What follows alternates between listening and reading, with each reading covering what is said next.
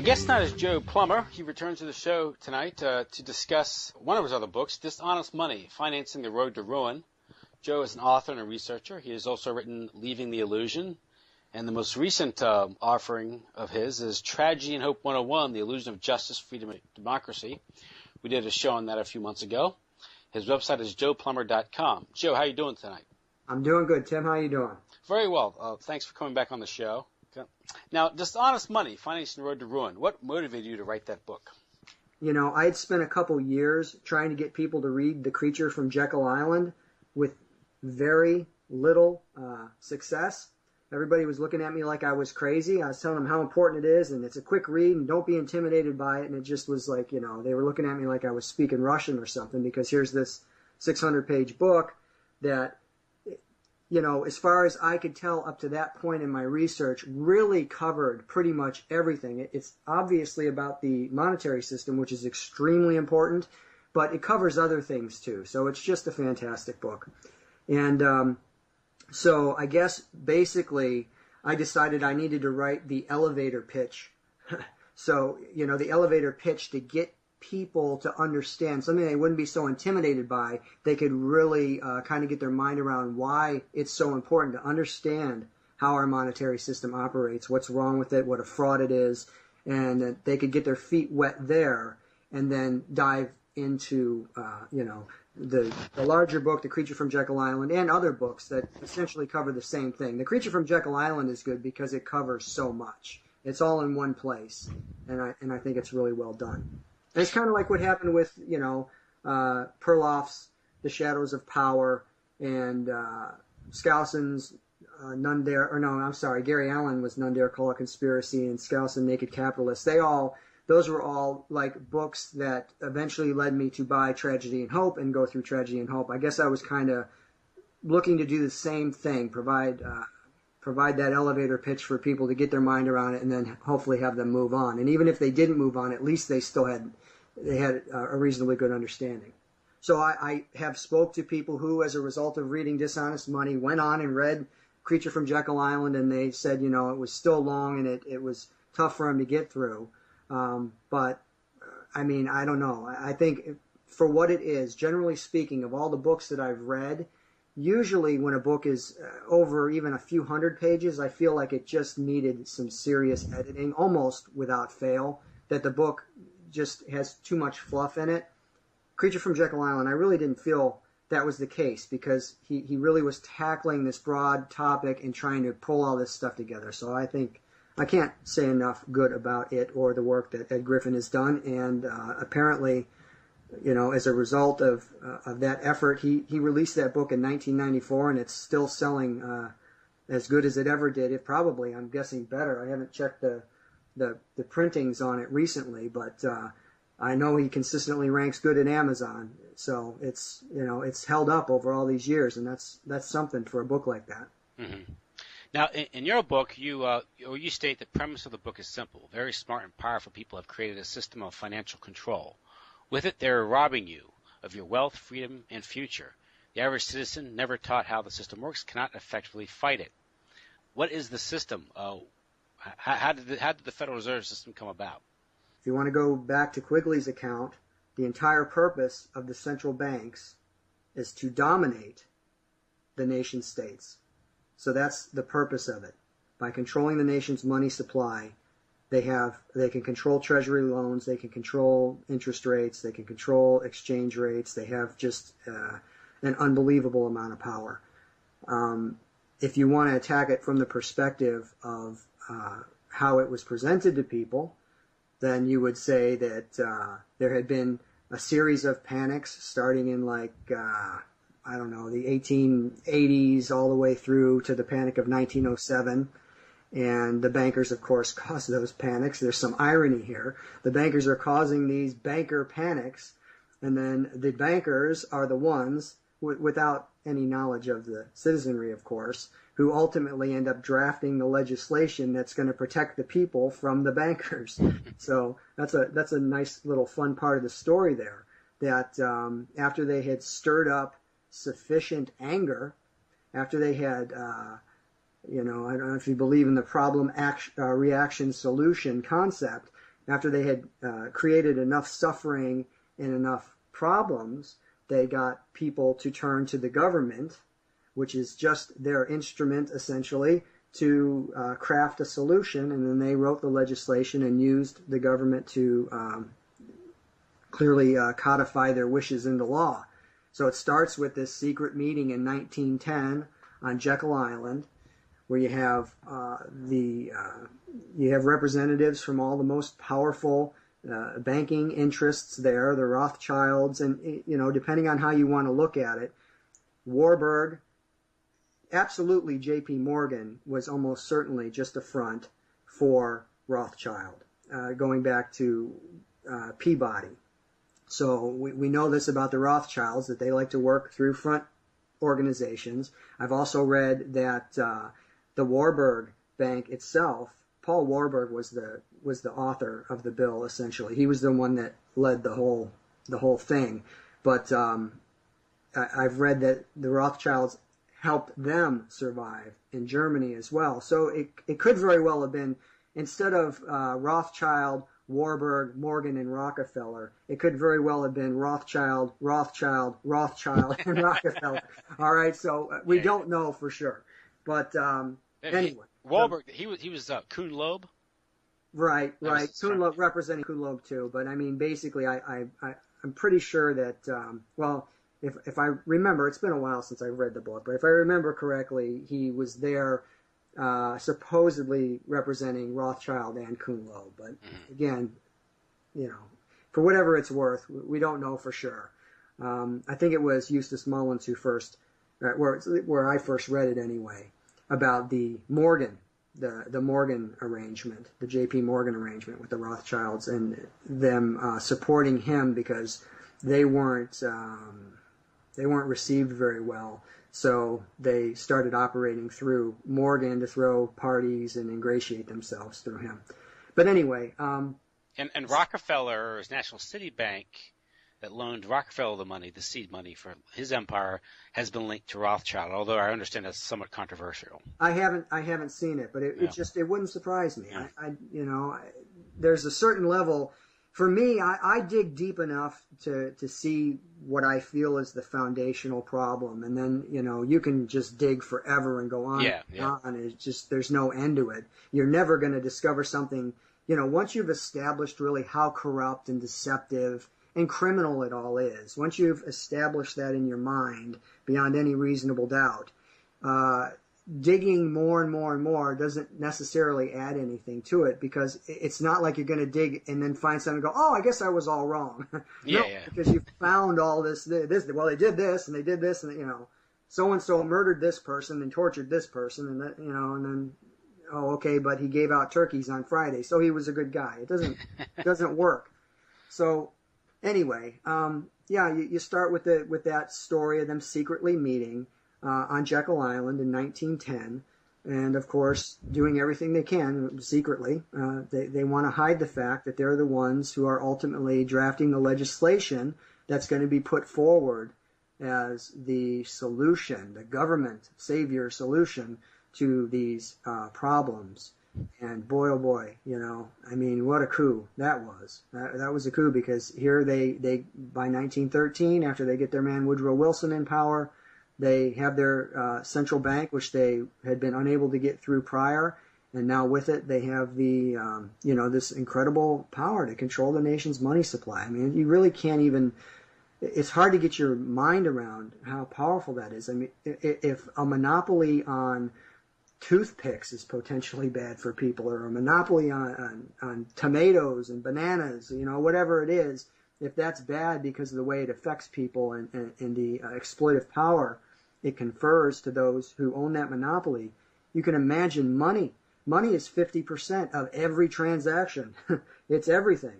And the government absolutely is completely dependent on the people who control that system.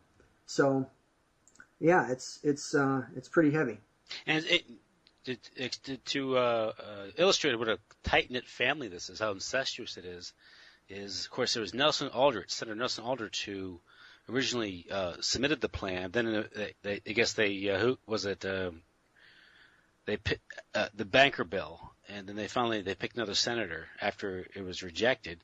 But Nelson Aldrich, he's one that wrote the bill that became the Federal Reserve System. It was Warburg. Nelson Aldrich was the key guy. Okay. Yeah. He was the key guy in the government because he was the one who was in charge of the Monetary Commission that was supposed to investigate this problem, investigate and propose the solution for it. Mm-hmm. So here again, you have this. Here's the guy that's going to come fix all the problems that the bankers have created.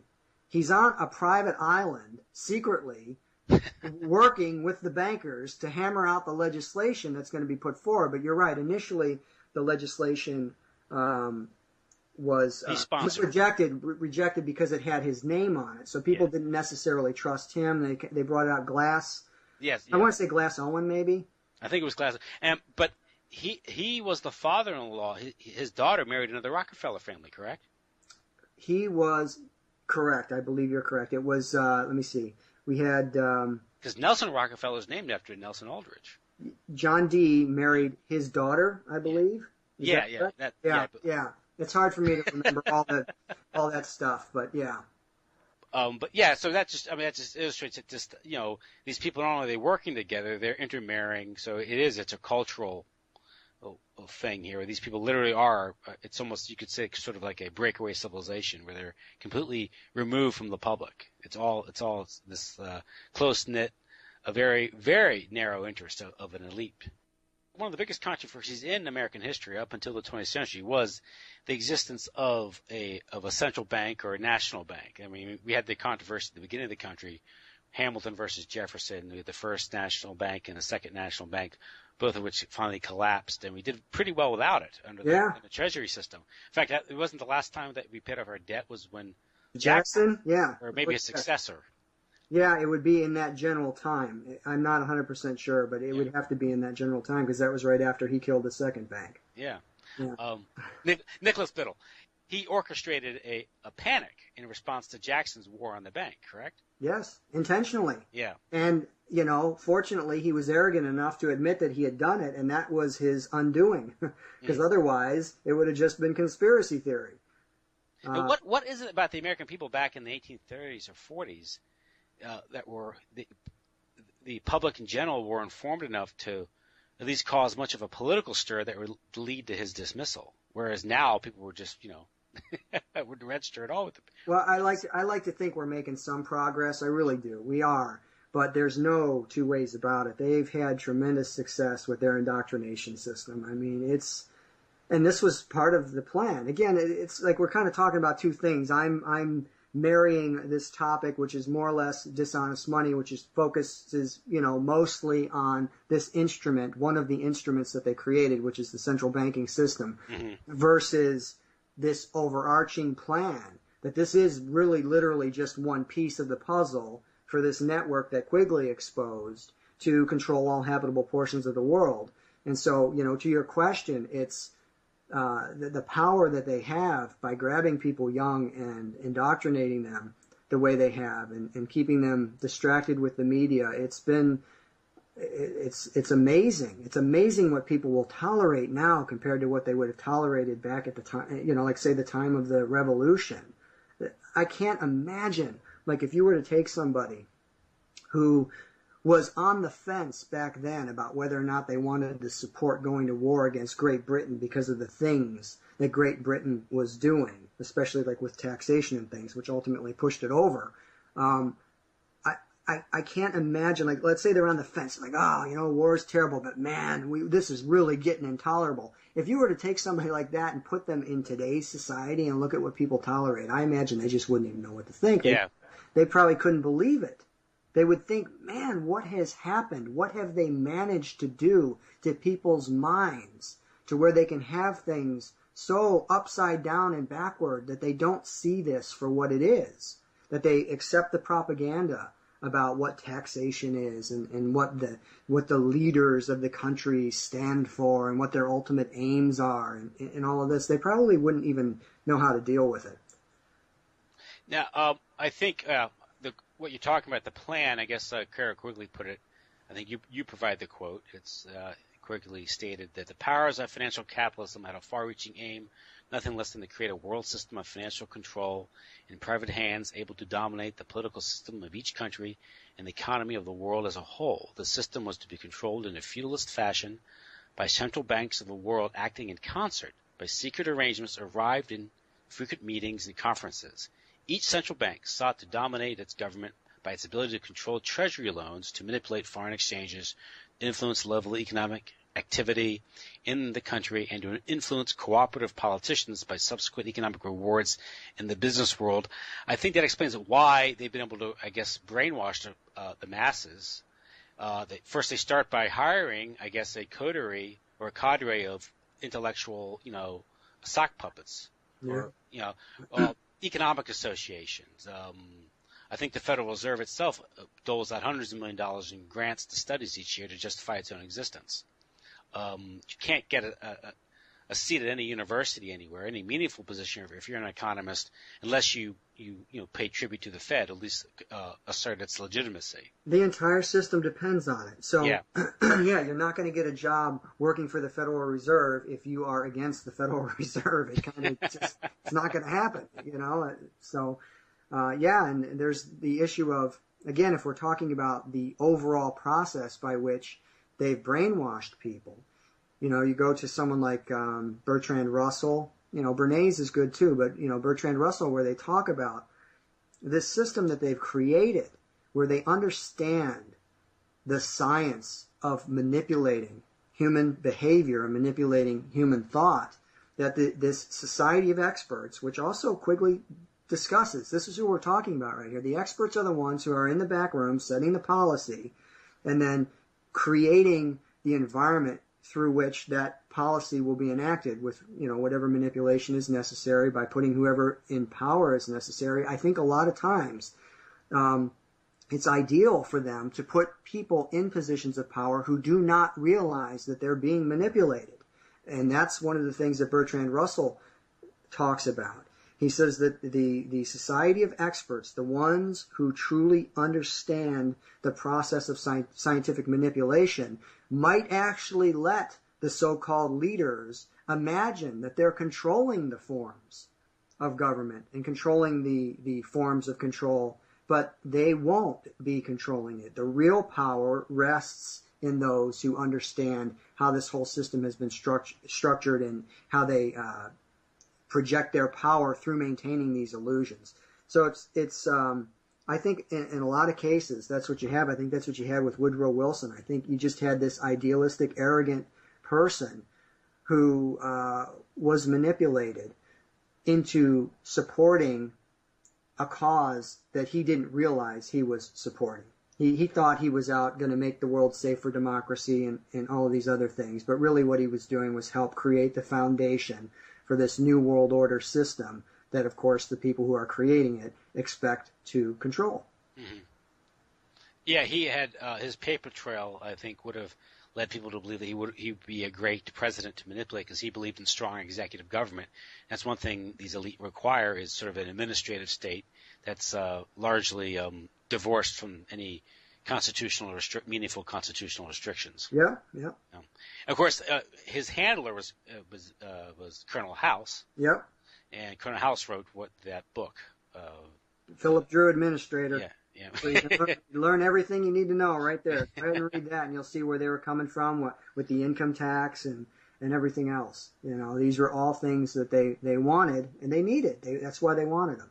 They're not stupid, okay? They're very, very intelligent, manipulative human beings. But if people will simply take the time to look at the evidence that shows what they are and how they function, then they can see through it. And not expect the people who are enslaving you to teach you the process by which they are enslaving you. Mm-hmm. They're not going to do that. Now, of course, we have the Fed created in December 1913. It starts really stretching its legs during the First World War after America's entry in 1917. The World Wars, the last century, killed off the gold standard, the classical gold standard that had reigned during the 19th century. I think with the 20s year, the gold bullion standard with the Genoa Conference. And then after World War II, you have the gold exchange standard, Bretton Woods, which was then shut down in 1971. Yeah. These systems that were introduced, particularly the one after World War II, or during World War II, but I guess it was implemented after the war. It was designed by John Maynard Keynes and Harry Dexter White. Keynes himself, a Fabian socialist, and Dexter White, a communist agent, Yeah. designed international monetary order of the post-war era. So what does that tell us about that system? Again, I keep going back to Quigley. Quigley comes right out and says they have no aversion to working with communists or any other group that will help them achieve what they're ultimately trying to achieve. So if these are the people who are going to create a system that further centralizes control, and they're the ones who are going to be able to push this on the world, then of course they're going to work with them. It doesn't matter what label they hold. In creating this global system, they have to, foment various wars, crises, Absolutely. to traumatize the public into accepting these things. Well, a good example, this is the idea of the notion of free trade has been co-opted or corrupted to create an excuse for consolidation. A good example is the EU, right? Mm-hmm. You need political uniformity to allow for trade, which you don't, but that's their excuse. They're going to harmonize. Yeah. They're going to harmonize the economic and political standards between all these other nations. And how are they going to do that? They're going to do that by creating a body that stands above all the involved nations. Mm-hmm. And it's interesting that even in the United States, where how often the federal government invokes the Commerce Clause to justify, claiming for itself unlimited powers. Pretty much, yeah. I've read the basic problem with it being there is almost nothing that they can't use it for. Mm-hmm.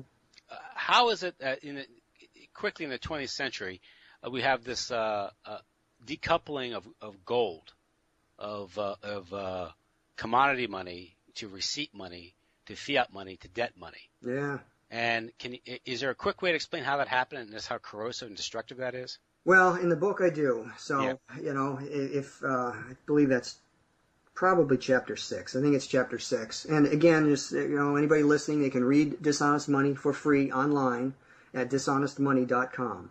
So you don't have to buy the book to get more information on what we're talking about here. The different kinds of money. So we say commodity money. It sounds a little bit confusing. You got commodity money, you got receipt money, you got fractional money, and then you got fiat money, and you got debt money. What's the difference between all of them? I go through it, and hopefully I make it reasonably simple. But let's just assume commodity money is anything that's a commodity. So we'll use the most obvious, gold and silver. It's a commodity, and if you're going to buy something with gold or silver, and you're in a commodity money system, it's going to be really difficult for you to convince somebody to, I think I use the example maybe, if you've agreed to purchase something from somebody for an ounce of gold, it's going to be very difficult for you to convince them to instead take an ounce of silver and say, well, no, this is gold, okay? Because you're actually looking at what it is that is being used to make the purchase. It's there. If you go to a receipt money economy, this is where you get the opportunity to commit fraud, but you're not necessarily committing fraud, because I could go to you and I can agree to purchase something from you for an ounce of gold, or something that is worth an ounce of gold. In this case, it's a receipt stamped 1 ounce of gold, and it says payable to the bearer on demand, meaning if this receipt is issued by a reputable company that I know has gold in their vault, I can accept that receipt just the same as I would accept a gold coin. And I would be okay. So this would be receipt money. If it's 100% backed by whatever it's supposed to be backed by, it's legitimate. Now, let's move to fractional money. Fractional money is where, now of course, with receipt money, there can be fraud, but it just depends. I mean, you have to do your due diligence and know who you're getting the receipt from and whether or not it's legitimate. With fractional money, now we absolutely are dealing with fraud, because now we're dealing with a situation where the people who are issuing these receipts that say 1 ounce of gold on them are issuing them in excess of the gold that they have in their vaults, because they know most of the time people do not come in and redeem the receipts for gold, because the receipts are, at this point in the phase of debauching the currency, At this phase, people still trust the receipts. So they know that they can print extra receipts, and it's like printing gold, something you can't do. If you're on a strictly commodity money system, nobody can print gold, but boy, you can sure print receipts. So now what happens is, now this is the fractional phase where, somebody's taken a receipt that says 1 ounce of gold on it, but it isn't backed by an ounce of gold. It might only be backed by a half ounce of gold, or a quarter ounce of a gold, or a 1/10 ounce of gold, or who knows? There could be nothing backing it at this point, depending on how corrupt they are. So now you can see that's a problem. That's a major problem, but it's great for the people who are printing receipts because, like I said, you can't print gold, but you can print something that's just as good at that phase in the game. The next stage is, okay, well, we don't want to lose our ability to print this purchasing power. So let's just forget this whole idea that our money should be backed by anything. Let's just back it by the force of the government. And that's where you get to fiat. Fiat now, it's paper money that is declared legal tender by the government, and there is no gold or silver backing it. There's nothing backing it all. The government just prints the money and can just spend it into existence and purchase things. And you have to accept this money. All right. So we can see how we're kind of going down the scale here of what seems legitimate. Now we get to debt money. And this is the ugliest, worst kind, because debt money is inextricably tied to debt. So it's bad enough if you give one group of megalomaniacs the ability to just print money and spend it into existence, because you can imagine how much power you have if you're the guy who controls the money-making machine. How many friends are you going to have? It goes a step further at this point, because now they only loan it into existence. So they're not going to spend it into existence because they can't control it then. It's harder for them to control. Yeah, they can continue printing more, but they can't control the quantity and the flow of money as well as they can when they simply loan it into existence. And so now every dollar that comes into existence has to be borrowed, and they earn a perpetual override on every dollar that exists. This is the system we have now, by the way. And also it provides them the ability to pull the money back in. So here's this boom-bust cycle. It's almost like the planting and then the harvest, and then the planting and then the harvest, and then the planting and the harvest. It just is, it's awful. I mean, it's awful for us, but it's fantastic for them. And this also causes what some people just call malinvestment, because the capital structure, it distorts the capital structure of the country, because interest rates or the cost of borrowing money has nothing to do with the amount of savings. Of course, the amount of savings ultimately reflects the amount of deferred consumption, which will tell us how many resources there are for future investments. So when you just print money or fiat money no longer has any basis in reality. Well, there's also being able to direct it, too. So there's that additional, they can create bubbles in particular areas. So there's all the advantages controlling that machinery, the money-making machinery, and being able to favor certain areas over other areas. That distorts prices tremendously. So they incentivize, for instance, the housing market, and then they print tons and tons and tons of money. What's going to happen to prices in the housing market? It's going to drive them up. And at each stage of the game, you have human beings taking these decisions, and these people don't come from the ether. They come from the banking houses of New York. Whether it's Goldman Sachs or Citibank or J.P. Morgan, and their decisions on whether it's interest rates, the discount window, how much debt they're gonna monetize. Certain people are going to have advanced knowledge of these decisions. Oh. They're going to be able to capitalize, correct? Sure. I mean, even if you're not at the top, you can imagine how, I can't imagine, really. I don't know if you're familiar with trading on leverage, but, trading options and futures, the amount of money you could make with just $10,000 having advanced knowledge of a large, say, Fed interest rate announcement, you could be a millionaire overnight just by using leverage in the market. So yeah, even if you're not You're not part of the actual policy-making apparatus that is controlling everything. If you were to ingratiate yourself enough to have some of that insider knowledge, yeah, you could make a lot of money. A lot of money with not large moves in the market. Mm-hmm. Now, you mentioned the Bretton Woods system. We mentioned the Bretton Woods system that was instituted after World War II, designed by Keynes and White. Yeah. It lasted until 1971, less than 30 years. But it enthroned the dollar as the de facto world reserve currency. Yeah. This was made possible because during World War II, the U.S. amassed all this gold because of the crisis in Europe and the rest of the world. It almost like part of the reason for that war was that consolidation, because then they're set up to create this world currency with the dollar kind of being one phase. Because I think at the time, John Maynard Keynes wanted to impose the banker, but the Bancor was his idea, but he believed that the world wasn't yet ready for it. It needed to have a phase. This is the Fabian approach. Well, right. We got the SDRs, which is kind of like the first attempt at it, special drawing rights. And,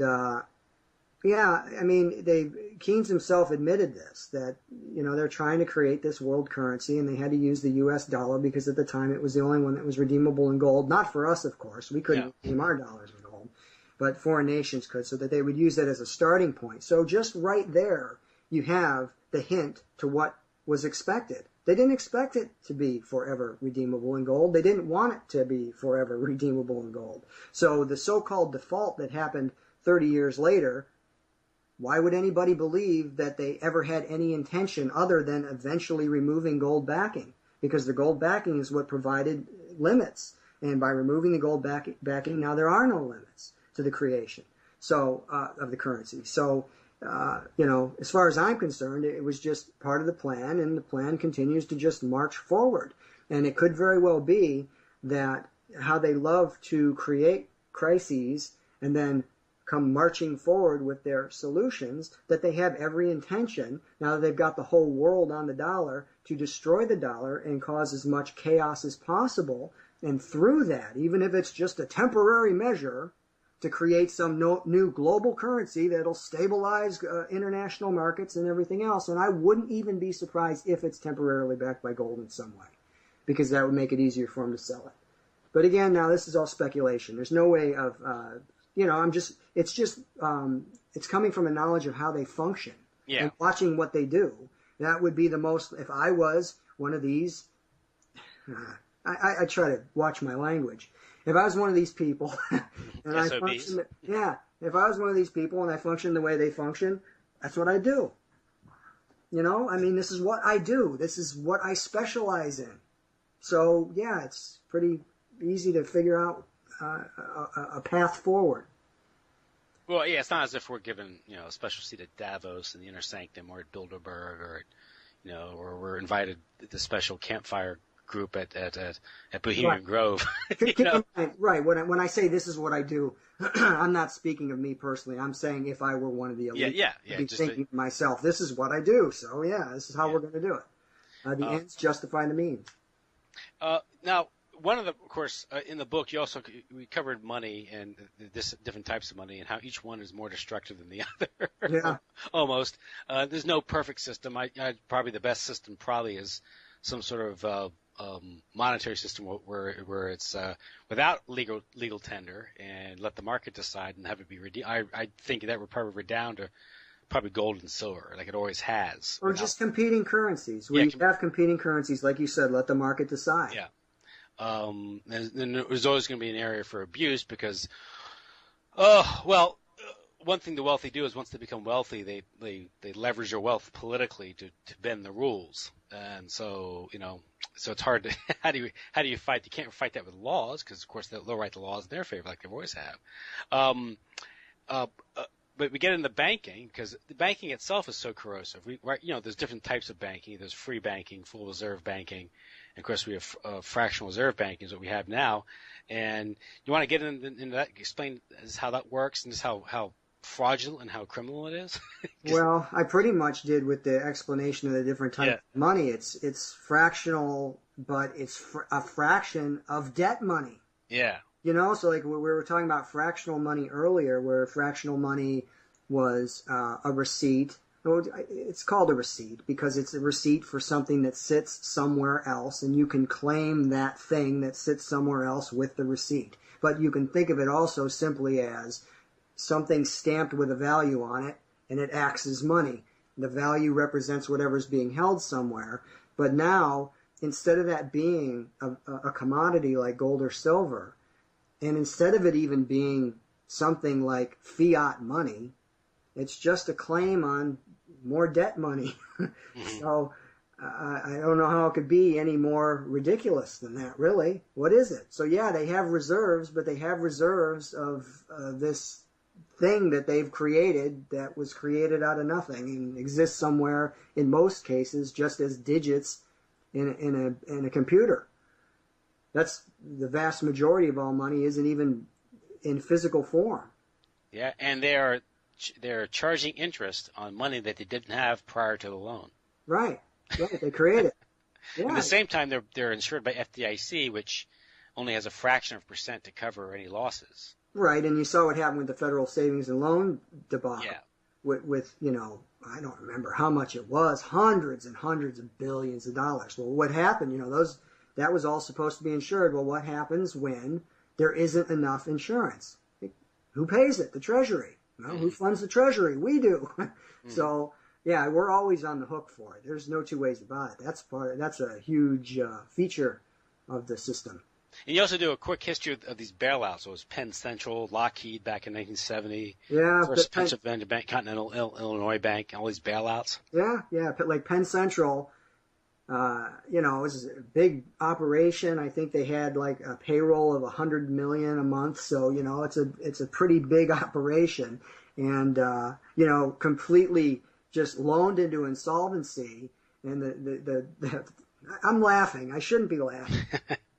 The beauty of this story is that the people who loaned it into insolvency, these banks, they're also on the board of governors for Penn Central. So they're like, at the same time, they know they've got one of these, when you gamble big, this is the moral hazard of this whole system. The bigger you are and the more people you can get ensnared and the more people who will be hurt when your scam blows up, which it inevitably is going to do, that's when you're going to get help. That's when you're going to get the multi-billions, thousands and thousands and thousands of millions of dollars thrown in your lap. So anyway, just to make the long story short, these bankers were actually on the board of governors for Penn Central, so they were the ones loaning it into insolvency, earning dividends that they shouldn't have earned. They were able to unload their stock at high prices prior to the problems finally becoming something that they couldn't hide, and then they got bailed out. Yeah, it's almost like the bailout of 2008 when Goldman Sachs had taken these credit default swaps from AIG. Yeah. And AIG couldn't make good on those, so what is AIG is bailed out by the Fed to pay out to Goldman Sachs. Yeah. When Goldman Sachs should have taken a bath on that. Well, yeah, but they know it's not going to happen. Yeah. So this is part of the moral hazard of the current system, and they're intelligent. They understand all this stuff. They understand human psychology. They know how to do what they're doing, so they do it.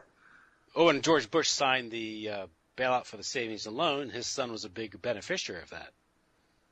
I'm not familiar with how he benefited, but are you going to ask me if I'm surprised? I'm not going to be. Silverado, Neil Bush, and all that. Okay. He actually made money on the deal. Okay. So, but of course, they're saving, the whole idea is the bank must be saved even if the country is ruined. Yeah. That goes back to the first national bank, but that's always the idea. The system, you mentioned how they've created this debt-based system where you can't pay off debt without collapsing the system. Right. They inflate the economy, and so all of the loans build up in value, and then if anybody were to actually start paying all of that off, those inflated loan prices don't decrease with the increase in purchasing power of the money as the money supply shrinks. Mm-hmm. So yeah, it is impossible. It's impossible on that level. So there's like this auto correction mechanism that happens there, but then it's also impossible from the most basic level, which is if every dollar has been loaned into existence. It doesn't even have to be every dollar, but just imagine. I mean, this is what Hemphill of the, I believe it was the Georgia Federal Reserve System said. Every dollar, every checking account balance, all of this has been loaned into existence. So, of course, if all of the debt were to be paid, since it's all debt money, there is no money now. It would all have to be borrowed back into existence. Clearly, that can never happen. So it is inescapable, and it's designed to do one thing, just become bigger and bigger and bigger. Mm-hmm. Yeah. And yet, all this is a kind of a process towards creating a global crisis where they can come in and impose, well, a new world order. That's their term. Yeah. For lack of a better term, it's their term, and they keep saying it, using it. So right. Why not? I'm sorry if I use it. Yeah. But it's again, we go back to these Bretton Woods institutions, the World Bank and the IMF, mm-hmm. and how these two institutions are used to drown the rest of the world in debt, sure, and also to fund all manner of bad government and fraud, This is the money. This is what this money system is. It's the power that it creates. And debt, the hand of the lender is always above the hand of the borrower. So that's what Quigley means when he says these systems are created to dominate the governments of the world. Dominate does not mean cooperate or have a nice, kind conversation with. Dominate means I am dominating you. I dominate you. I determine policy. Mm-hmm. I have the ability to control you. So that's exactly what it is. Each one of these new spin-offs, all coming from this same network that has this goal. Once you learn about them and what their goals are, then you can look through the BS that they put forward, the humanitarian BS that they put forward for why they're creating these instruments. They don't do anything for humanitarian reasons. They do things to achieve their ends, and the humanitarian wrapping is there simply to sell their policy that they couldn't get if they were honest. Mm-hmm. I don't know if you've had a chance to read Leaving the Illusion or not, but that's the whole point behind Leaving the Illusion is to describe the mindset of these people. And it takes place, it's a dialogue between one of the elites and a normal human being who's been raised, who's been raised as a normal person and is normal. And just the ends, the two ends of the argument are so opposed. They're diametrically opposed to one another, and the perceptions are diametrically opposed to one another. So that was kind of the point of that book, was to help people. Dishonest Money explains the corruption in our monetary system. Tragedy and Hope 101 explains the corruption of our political system. And Leaving the Illusion is a departure from either in the fact that it's a novel, it's fiction, but it describes the mindset in very real terms of the people who control the monetary and political system. Yeah, I think that's the hardest, at least the tallest hurdle for many people, because the average Joe going to work every day can't think in these terms, right? So they don't think other people think these ways, or have the long-standing vision. They think in terms of decades, centuries, maybe. Right, sure, absolutely, right. We're taught to just everything right now, and you're bombarded constantly with all these other things. So you have essentially I think it was Richard Grove who said that people have. There was a study that showed that goldfish have a longer attention span than normal people do. So that's not an accident. They have an advantage. Goldfish don't have television, so. Yeah. So yeah, I mean that's the intellectual, psychological hurdle most people have. Just like when you talk about many of these other things that are going on in the world, whether it's human trafficking, organized pedophilia, some of the abuse things you hear, it's elite. People can't understand it because it's just not in their moral vision or understanding of the world. So the idea that other people might be doing these things just isn't on their radar. So it's hard for them to accept. Yeah. It just sounds crazy to them. It's like Catherine Casey when she was first investigating the Carnegie Foundation, and she was against it. She was opposed to it because the Carnegie Foundation does so much good, and they're there to serve humanitarian purposes and everything, and it literally devastated her.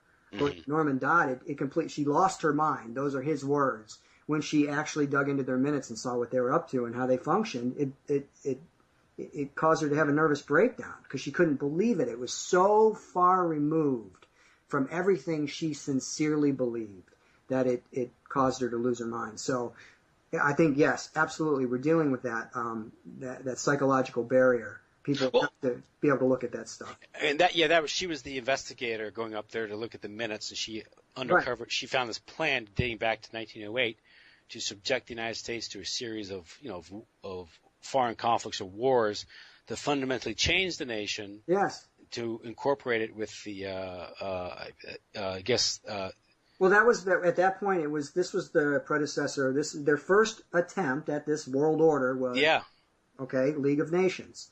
So this was prior to World War I, where they're conspiring about, how are we going to do it? And they finally decide that war is going to be the most effective means. So then the next year they're talking about, how do we involve the United States in the war? Well, we have to gain control of the political machinery, specifically the State Department of the United States of America. So step by step through all of these things. And then eventually she's reading the minutes where, we're in the war now. We got to make sure we drag it out long enough and create enough carnage and suffering. So, yeah. Basically, the entire her understanding of the world the past 30 years was blown away. Right, exactly. Her whole worldview, her paradigm was shattered and turned upside down, and that can be really tough for people. What that suggests, again, is that the crises, the conflicts, the economic crises, these things aren't just spontaneous or natural events. These things are planned. Yes. Yeah. That's the whole point. How do we move people? Imagine a predator, or not even, a hunter. I don't know if you hunt. I don't hunt.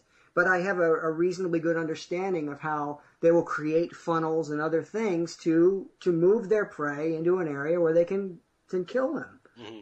So it's the same thing. It's herding humans in the direction that you want them to go. Yes. They use fear and crises to do it. It's the most effective way to do it. And I think it was also Norman Dodd in an interview with Griffin. Yep. Where he also stated that he worked for a bank, I believe, at the time in the 20s. He was a young man. Yes. And he was given a study on how to fix the banking issue. And I'm going by memory here, but I think he submitted a plan to the bankers in New York to how to make the banking system stabilized and avoid these crises. I think he was moving towards a full reserve system. Yes. To do this, and he said the plan was rejected because they want instability in the banking system. Well, right, and he's also the one that talked about, what was that guy's name? President of the Ford Foundation. Gaither, yeah. Gaither, yeah. So anyway, telling him specifically that the whole purpose of what they're using their grant-making abilities so that the United States can be more comfortably merged with the Soviet Union. Mm-hmm. So again, this is like huge information for anybody who wants proof or evidence of this. Here you have Norman Dodd actually speaking directly to the president of one of the large foundations, because this was back when they were doing the 1950s investigations where they first, everybody's amazed to find out that these foundations are working to promote the cause of communism. So this is like a really big deal, and why would these super wealthy capitalists be involved with all this other stuff? Well, again, it's because you have to know how they operate, who's really pulling the strings, what it's all about. Then it all makes perfect sense. But at that time, that was a big deal.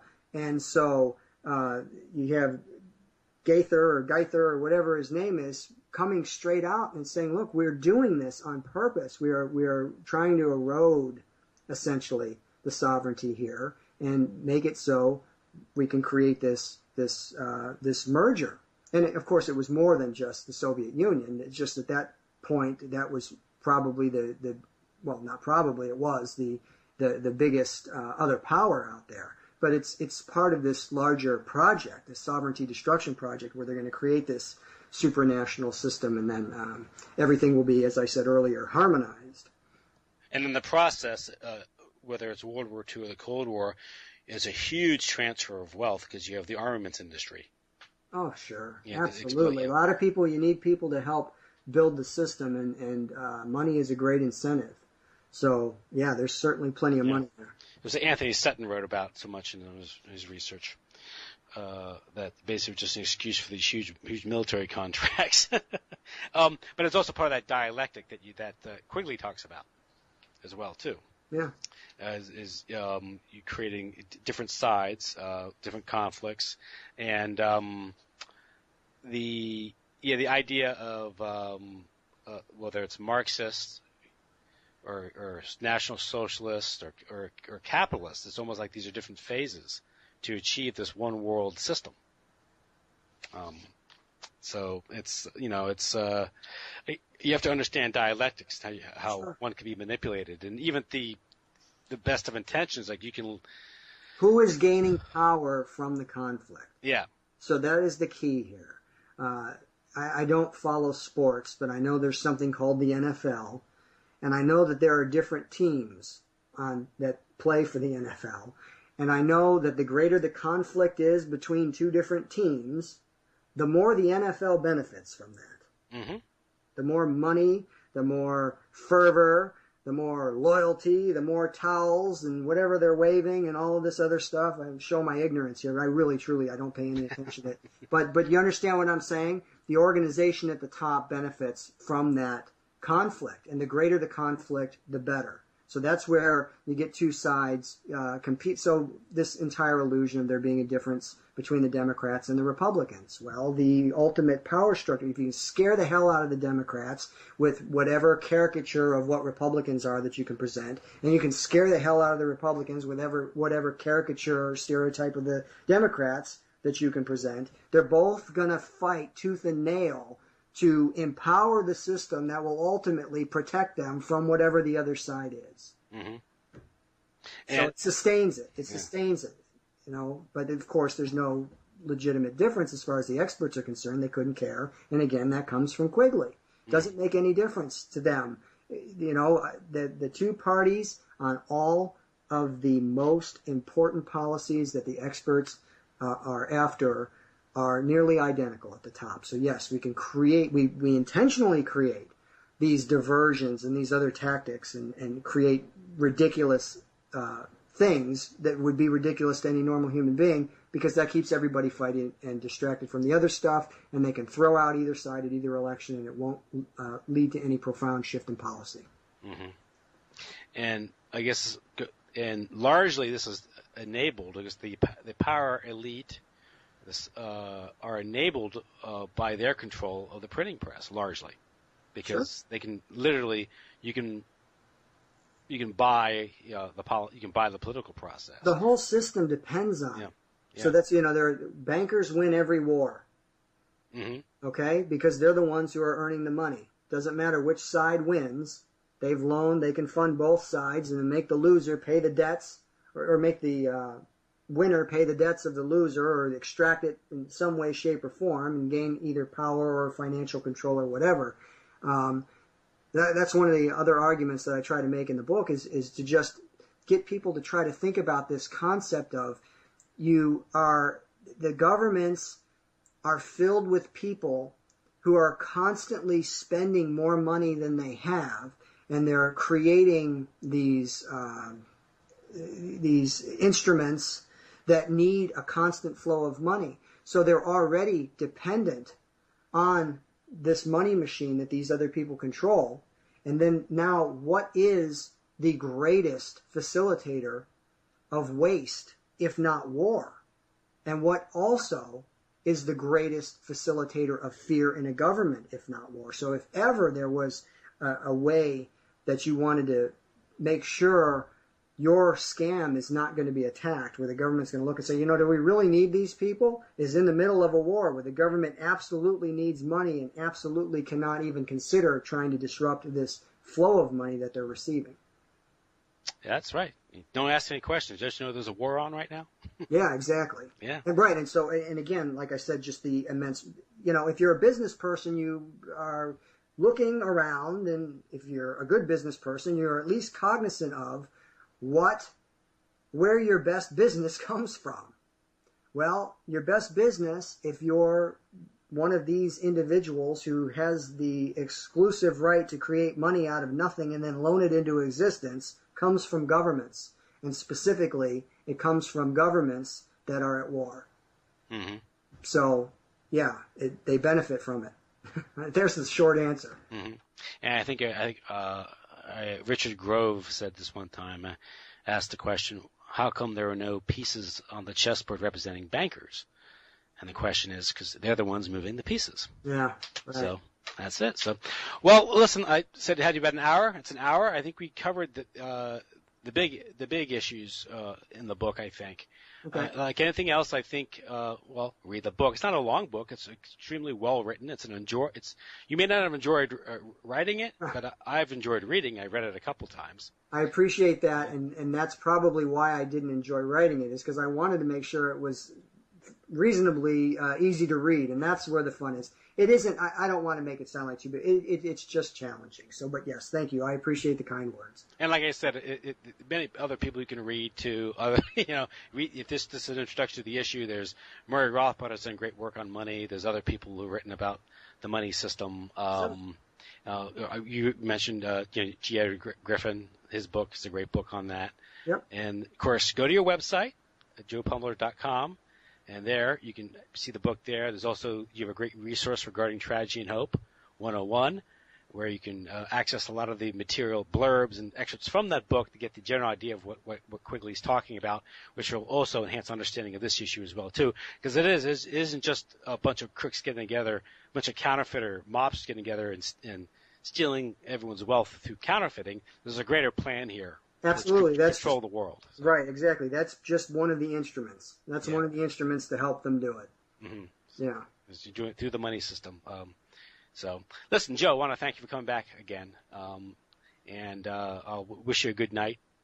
And maybe we'll talk again soon. Do you have any other projects, or are you just too busy concentrating on making a living now? No, I've got projects. This is the thing. I just did an interview not too long ago with David Brown, where I said that there was this period when I was done with I'd been like a 10-year stint of all the research and the writing to produce the 3 books and everything else, and I was convinced, okay, I'm done for now. I'm going to be done. I'm going to go start focusing on other things again, or as you put it, earning a living. So, but I can't. So I'm right. I tried it for a while. Didn't really work, I got Tragedy and Hope 101 done, and I was like, okay, I'm just going to start focusing on one of the other projects that I've got. I'm working on a website that'll come out soon. I'm not going to talk about it now, but anyway, I started working on that, but I'm going to still do that, but it's been relegated to a side project. I'm working on getting a Spanish version of Tragedy and Hope 101 done, and then I want to get possibly French. There's already a German version that's coming out. So yeah, man, I'm just right back in it all again. And it's apparently, and I feel good about it at this point though, because I really did try to say, okay, I'm going to go do something else again like I used to. We were speaking earlier and you said you used to work a certain job and you obviously you made more money doing that, but you found that this was more important where your focus is on this now. It's kind of the same thing. Yeah. This is the only thing I'm passionate about. So I'm just going to do what I can do here and see how much I can get done. So, okay, good. Okay, we'll look for that. I guess that'll be attached to your current website when this unfolds. Yes, I'm working on the translations. If they go to joeplummer.com, I don't know, this will at least be, I don't know when people are going to listen to this, but it'll certainly be up for a while. They can see this short video that I just did. It's right up at the top of the page, joeplummer.com, right on the home page. And it's a 2-minute video. And it kind of gives the backdrop of Tragedy and Hope, and then it talks about the coming free versions.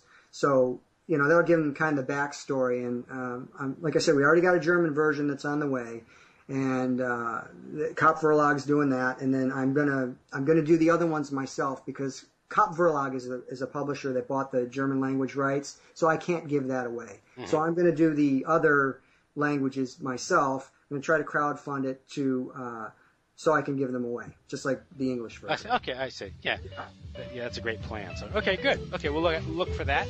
Okay, Tim, thank you. Thanks a lot. Bye-bye.